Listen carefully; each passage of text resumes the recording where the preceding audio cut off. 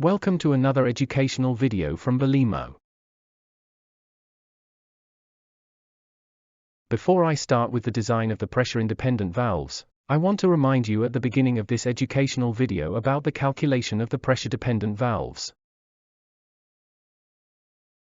Regarding the pressure-dependent valve design, I start with the flow rate calculation, as I always do everywhere. In our case, we have 106.5 kilowatts, which we divide by the spread of 15 Kelvin, and by the specific thermal conductivity of 1.163 watt-hours per kilogram and Kelvin. We also divide the power in watts by the specific density of water, and arrive at a calculated volumetric flow of 6.1 cubic meters per hour. The second step is to determine the valve authority. We set this to 0.5 since we have a heat exchanger. If we had underfloor heating, we would set the valve authority at about 0.3. If we had a ventilation unit, we would look to land between 0.6 and 0.7 with the valve authority. The third step is to calculate the pressure loss of the valve. We calculate this using the valve authority, and the pressure loss of the variable flow part of the circuit to obtain the pressure that the valve must maintain in the design condition. In our case, this is 10 kilopascal or 0.1 bar. The fourth step is to calculate the kV100 value. This is often confused with the kVs value. The kV100 value is the value required by the valve in purely mathematical terms. In step 5, we look at the possible commercial kVs values for valves. The possible values correspond to the Renaud series. Charles Renaud was a mathematician, and the series named after him takes the factor 1.6 of the previous value. If we start with the value 10, the following value is 16, then 25, and so on. For our case, the two values 16 and 25 fit relatively well. In step 6, we actively calculate which of the two values we select. We calculate the actual pressure loss for both possible kVs values and can then also calculate the valve authority. In the first case, we get a valve authority of 0.72, which at first sight is much too high for our heat exchanger. In the second case, we obtain a pressure loss of 5.9 kilopascal and a valve authority of 0.29. However, theory also tells us that control valves should never be designed with a valve authority below 0.3. Thus, the decision is clear and we select valve 1 with a kVs value of 16 cubic meters per hour. This fulfills our control task very well. One more important note. We are not quite finished with the valve design yet. In the case of multiple circuits, it is imperative that the balancing valve be designed, and then set up and commissioned in the field. Let's quickly summarize everything. There are 7 steps to designing a pressure-dependent valve.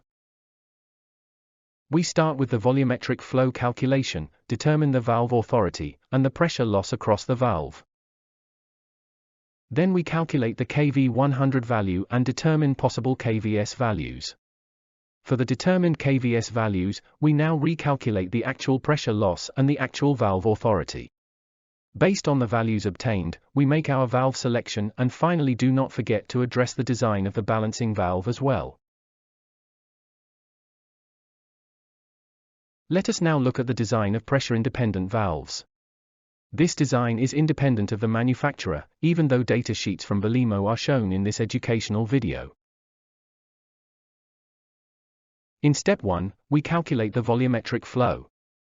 The calculation is exactly the same as for pressure-dependent valves.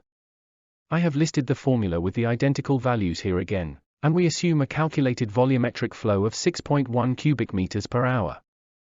In step 2, we refer to a data sheet. Here are the values for a Belimo product. We are interested in the Vnom value for the respective valve types. It is important to know that the volumetric flow Vmax we just calculated must be less than or equal to Vnom in the table. Since we calculated a volumetric flow Vmax of 6.1 cubic meters per hour, we select the valve with Vnom of 10. The adjustment range of the valve shown is between 25 to 100% of Vnom. Thus, our calculated Vmax value must be within this range. To clarify the difference between Vnom and Vmax, here is a helpful mnemonic. Your car has a maximum speed of 260 km per hour. This maximum speed corresponds to our Vnom. However, the speed limit in the construction zone on the highway is 80 km per hour. So here we set the cruise control to this allowed speed. This speed corresponds to our Vmax. All electronic pressure-independent valves, regardless of the company, always have the valve authority of 1. Now let's look at the design of mechanical pressure-independent valves. There, too, everything starts with the volumetric flow calculation. Here, however, I have taken smaller values.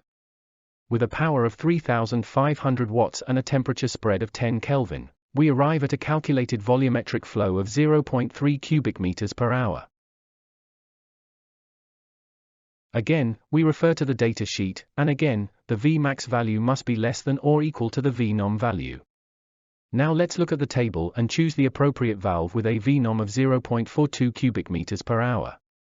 This has an adjustment range of 50 to 420 liters per hour and an operating range of 0 to 420 liters per hour. What must be observed with mechanical pressure-independent valves? Mechanically pressure-independent valves always require a minimum effective pressure or a minimum supply pressure. The pump must apply a certain pressure to ensure the function of the diaphragm with the spring. For valves from DN15 to DN20, this minimum supply pressure is between 15 and 22 kPa. For valves with DN25 and greater, this value increases significantly. Please be sure to take this into account when selecting a pump. I'll summarize everything and compare pressure-dependent valves with pressure-independent valves. For pressure-dependent valves, there are 7 steps and calculations to go through. After that, I still have to design the balancing valve and set it correctly during assembly. As a consulting engineer, I have to check that the balancing is correct and also that this work has been done on site. Very important, pressure-dependent valves are only correctly balanced for full load. However, full load only occurs on a very limited number of days per year. With pressure-independent valves, this is a lot easier. There are only 2 steps, 1 calculation, and hydronic balancing is performed automatically. What are the advantages? Pressure-independent valves are always perfectly balanced. This works at full load as well as partial load. This leaves me with the following conclusion. Small devices, big impact. We are happy to provide you with the application guide as a handout. Scan the QR code to download the document electronically. For more background on pressure-independent valves, see the application guide. I hope this educational video has provided you with some useful information. Thank you for your attention.